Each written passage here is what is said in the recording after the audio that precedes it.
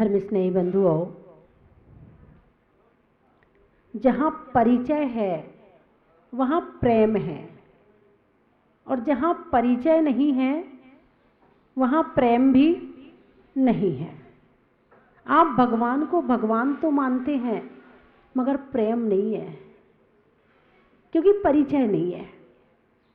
यहाँ पर एक हार पड़ा हुआ है, वो पीले रंग का है। अब पता नहीं नकली है कि असली है, लेकिन ये पता चल जाए कि ये सोने का है। अब बताओ क्या करोगे? बताओ। अब परिचय हो गया ना, प्रेम हो गया, और परिचय नहीं था तो प्रेम भी नहीं था। आपने साड़ी देखी, ये तो बहुत बढ़िया साड़ी है, ओहो, अब मान लो वो साड़ी खरीद के ले आओ तो उस साड़ी को संभाल संभाल के रखोगे। महंगी है, बहुत बढ़िया है, बहुत अच्छी है, अब उसको आप संभाल संभाल के रखोगे। तो परिचय, भगवान बहुत अच्छे हैं, बहुत अच्छे हैं, मगर इनके गुण क्या हैं, ये क्यों अच्छे हैं, ये तो आपको पता है ही नहीं है। जब तक आपको ये बात पता नहीं होगी तब तक आपको प्रेम नहीं हो सकता है। जिससे आप प्रेम करते हैं उसके लिए सब कुछ लुटाने तैयार रहते हैं। जिससे आप प्रेम करते हैं उसके प्रति रात को नींद भी आ रही है और उसका काम पड़ जाए तो पहले उसका काम करते हैं, बाद में सोते हैं। जिससे प्रेम है, और प्रेम नहीं है, ठीक है होगा, क्या करना है, उसका काम वो जाने। प्रेम नहीं है ना? प्रेम होना, परिचय के साथ साथ प्रेम होना भी जरूरी है। तभी समर्पण की भावना पैदा होती है, तभी भक्ति की भावना पैदा होती है। आप भगवान से भगवान जानते हो, लेकिन परिचय हल्का सा है आपका। जितना होना चाहिए उतना नहीं है, और जितना प्रेम होना चाहिए उतना प्रेम भी नहीं है। सम्यक दृष्टि को सम्यक दृष्टि मंदिर आता है और मंदिर से जाना पड़ता है। शब्दों पे ध्यान देना। सम्यक दृष्टि घर से मंदिर आने का शीघ्रता करता, जल्दी जाऊं जल्दी जाऊं, और मंदिर से उसे जाना पड़ता है। और मिथ्या दृष्टि को मंदिर आना पड़ता है, और यहाँ से भागने में जितनी जल्दी हो सके उतनी जल्दी भागने का प्रयास करता है। नहीं, यहाँ से नहीं, अभी तो आपको तीर्थ यात्रा करनी है, आप इसलिए जा रहे हैं। आपके भाव ऐसे थोड़ी हैं, आपको तो यहाँ आके ऐसा लग रहा है कि यहाँ से जाए ना। झांसी वाले आए हैं, गुड़गांव वाले आए हैं, फर्रुख नगर वाले आए हैं, और जयपुर वाले आए हैं, ग्वालियर वाले आए हैं। जो भी एक बार दर्शन करता है, रात को महिलाएं कह रही थी, बोले माता जी यहाँ आकर दर्शन करने के बाद ऐसा लग रहा है कि भगवान को देखते रहो, उनके दर्शन करते रहो, बहुत अच्छा लग रहा है। ये शब्द आप तो कह रहे हैं, लेकिन यहाँ जितने भक्त आते हैं सभी कहते हैं कि भगवान की मूरत ऐसी है कि ऐसी मूरत आज तक नहीं देखी है।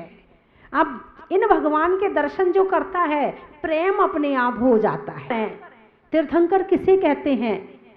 जो स्वयं तिरते हैं, औरों को तिराते हैं, उसे तीर्थंकर कहते हैं। तीर्थंकर में और भगवान में क्या अंतर है? तीर्थंकर स्वयं तिरते हैं, औरों को तिराते हैं, ये गारंटी है। और जीव जो तपस्या करते हैं, भगवान बनते हैं, हो सकता वो अपना कल्याण तो करें मगर औरों का कल्याण नहीं कर पाते हैं, औरों का कल्याण नहीं कर पाते हैं। तीर्थंकर केवल 24 होते हैं और भगवान अनंतानंत होते हैं। जिस क्षेत्र में जो तीर्थंकर होते हैं उन्हीं की मान्यता होती है। जैसे ये भरत क्षेत्र है, भरत क्षेत्र में ये आदिनाथ भगवान से लेकर महावीर भगवान तक 24 तीर्थंकर हैं, इन्हीं की मान्यता है। विदेह क्षेत्र में सीमंदर स्वामी का समोशरण है, वहाँ वो तीर्थंकर हैं, वहाँ उनको माना जाता है। मानते तो सबको है, ऐसा नहीं कि विदेश क्षेत्र के भगवान को हम अर्घ्य नहीं चढ़ाते हैं, लेकिन जो जहाँ के तीर्थंकर होते हैं, मानते तो सबके हैं। हम 2.5 द्वीप में जितने मंदिर हैं उन सब में विराजमान भगवान को अर्घम निरपामति स्वाहा, तीनों लोक में जितने मंदिर हैं उन सबको अर्घम निरपामति, अर्घ सबको चढ़ाते हैं, मानते सबको हैं। लेकिन जिस क्षेत्र में जो तीर्थंकर होते हैं, जिस बारात में जो दूल्हा होता है, उसी के तो गीत गाए जाते हैं। अब ये थोड़ी है कि दूल्हा तो तुम्हारा है और गीत तुम दूसरे गांव वाले दूल्हे के गाओ, ऐसा होता है क्या? नहीं होता है। जो जहां के तीर्थंकर होते हैं वहां के गीत गाए जाते हैं।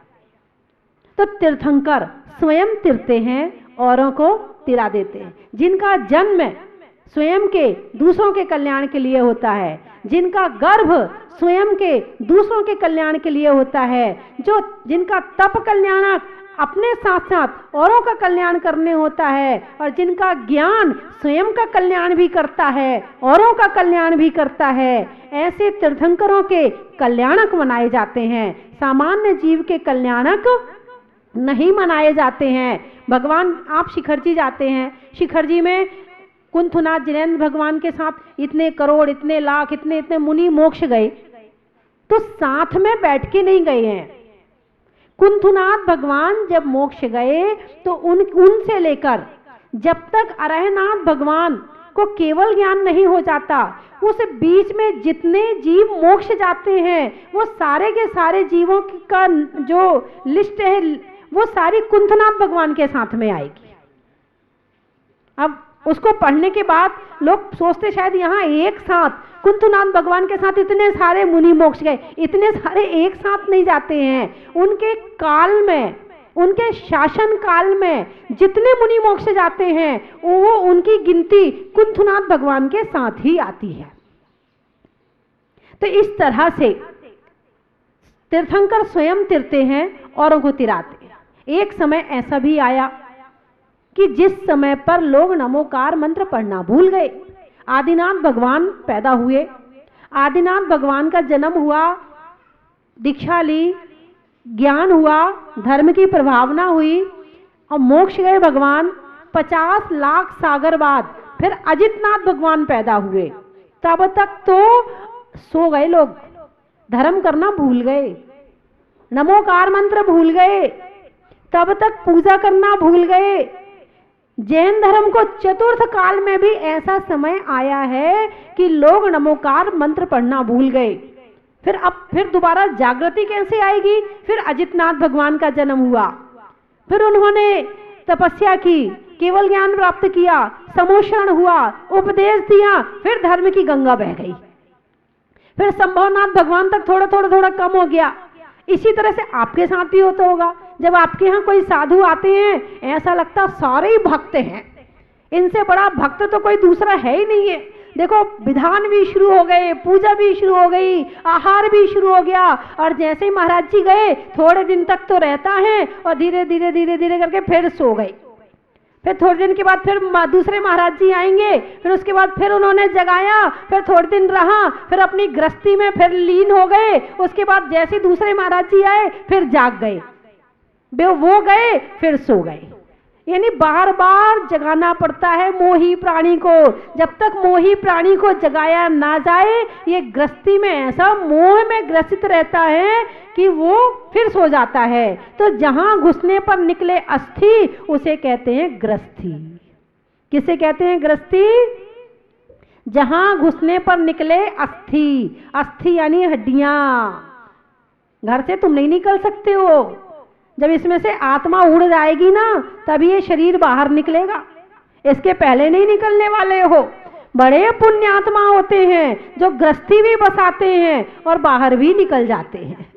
बड़े पुण्यात्मा जीव होते हैं कि गृहस्थी भी बसा ली, संसार भी देख लिया, घर से भी निकल गए, दीक्षा भी ले ली और उसके बाद अपना कल्याण भी कर लिया। ऐसे जीव विरले होते हैं। प्राय ऐसे होते हैं जो पड़े जाते हैं। पुण्यवान होते हैं जो खड़े जाते हैं। खड़े तो स्वयं जाते हैं, पड़े वाले को निकालना पड़ता है। आप मेरी बात समझ गए? जब इस शरीर में से प्राण निकल जाएंगे तो आप थोड़ी निकलोगे, फिर तो बांध के निकालना पड़ेगा।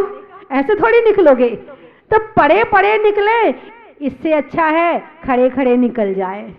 निकालना पड़े बेइज्जती वाली बात है, इज्जत से निकल जाओ खड़े खड़े, और नहीं तो लोग तुम्हें पकड़ के बांध के बाहर निकाल देंगे।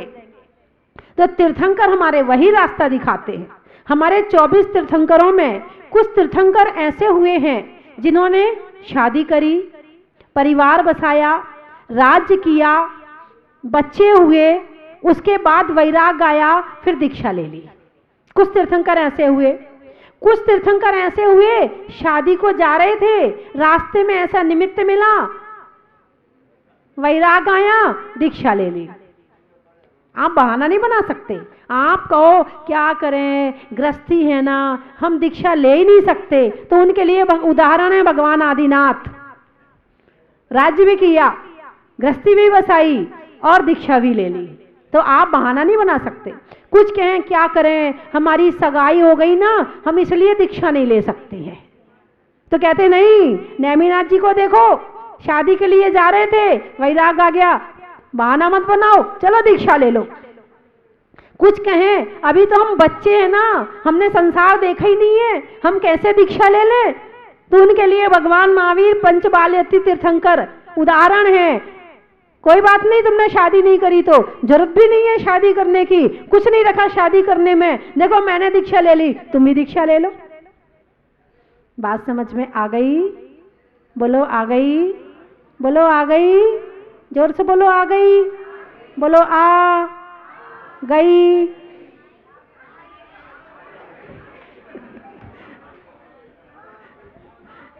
गई नहीं गई? अभी तो गाड़ी में बैठ के चर्चा करना जब आप जाओगे कि माताजी ने आज प्रवचन में बताया था, क्या बताया था, तब पता चलेगा गई या है, अभी नहीं पता चलेगा। तो बंधुओं,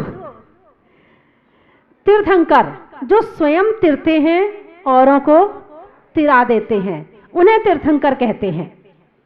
तो तीर्थंकर भगवान का जब जन्म होता है तो साथ में 10 अतिशय होते हैं।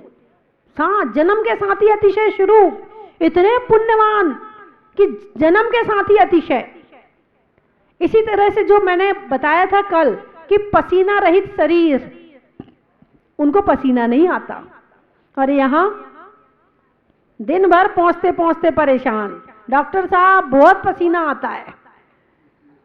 सुंदर शरीर, बहुत सुंदर होते हैं भगवान कि लोग देखने को तरसते हैं। यहां क्या है, अपनी शक्ल मत दिखा, चल चुपचाप उस कमरे में बैठ जा। यहां तो ये हालत है कि नहीं? कुछ तो ऐसे भी होते हैं, तुम्हारी शक्ल सुबह सुबह देख लो तो दिन खराब हो जाता है, अपनी शक्ल मत दिखाया कर, ऐसी शक्ल है। और वहां इतने सुंदर हैं कि लोग देखने को तरसते हैं, और इतने सुंदर हैं, इतने सुंदर हैं कि आज तक हम उनके दर्शन कर रहे हैं। आज तक सुबह सुबह भगवान के दर्शन हो जाएं तो कहते हैं आज का दिन बढ़िया हो गया। उस समय तो था ही था जब साक्षात भगवान थे, और उनकी मूरत में भी इतनी शक्ति है कि आज उनकी मूरत के ही दर्शन कर लो तो हमारा दिन मंगलमय हो जाता है। शक्ल हो तो ऐसी हो, नहीं करने में नकल का, नहीं करने में नकल का, मनुष्यों में अकल का और भगवान की शक्ल का बड़ा ही महत्व है।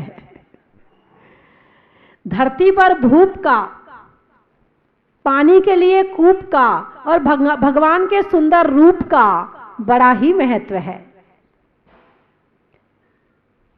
एमपी में झांसी का,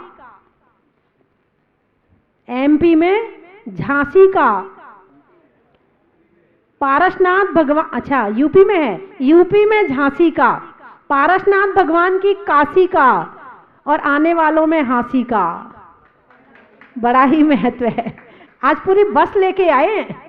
हाँ, और भी आए, फरुखनगर वाले भी बड़े दिन से इंतजार कर रहे थे। पानी में मगर का, चलने में डगर का, आने वालों में फरुखनगर का बड़ा ही महत्व है ना। भगवान के नियर का, सालों में लीप ईयर का और आने वालों में ग्वालियर का बड़ा ही महत्व है। तो भगवान का रूप इतना सुंदर होता है, इतना सुंदर होता है कि लोग उनके दर्शन के लिए तरसते हैं। और क्यों हुआ इतना सुंदर रूप? क्या उन्होंने कोई क्रीम लगाई थी, पाउडर लगाया था, फेशियल करवाया था, ब्यूटी पार्लर गए थे? नहीं। पर उनका सुंदर रूप क्यों हुआ? कर्मों की कालिमा हटेगी तो सुंदर रूप प्रकट हो जाएगा। तपस्या करोगे, त्याग करोगे, भक्ति करोगे तो सुंदर रूप प्रकट हो जाएगा। ये बाल काले करने की जरूरत नहीं पड़ेगी। वर्तमान में तो सुंदर बनने के लिए वज्र वचम नारा संगनन शक्ति होती है। वज्र की हड्डियां होती हैं। किसकी हड्डियां होती हैं? वज्र की हड्डियां। वज्र यदि किसी पत्थर पे गिर जाए तो पत्थर टूट जाता है, वज्र नहीं टूटता है। इसी तरह से हनुमान जी जब विमान से पहाड़ पर गिरे थे तो क्या टूटा था? पहाड़ टूटा था। और आज के लोग पत्थर पे गिर जाएं तो क्या टूटेगा? हड्डियां टूट जाएंगी। ये शक्ति क्यों नहीं मिली हमने? क्योंकि हमने पिछले जन्म में तपस्या नहीं की थी, हमने त्याग नहीं किया था, हमने औषध दान नहीं दिया था, हमने प्रभु की भक्ति नहीं करी थी, इसलिए इस जन्म में शक्ति नहीं मिली है। और अभी जितनी शक्ति मिली है, त्याग कर लो, तपस्या कर लो, व्रत कर लो, उपवास कर लो, और अभी नहीं करोगे तो अगले जन्म में इससे कम शक्ति मिलेगी। और इससे ज्यादा चाहिए है तो नमोकार मंत्र के व्रत करो, कर्म दहन के व्रत करो, भक्तांबर के व्रत करो, 10 लाक्षणी आ रही है, 10 लाक्षणी के व्रत करो, पंचमेरु के व्रत करो, चंदन छठ आने वाली चंदन छठ का व्रत करो, जो महिलाओं के लिए सबसे ज्यादा जरूरी होता है।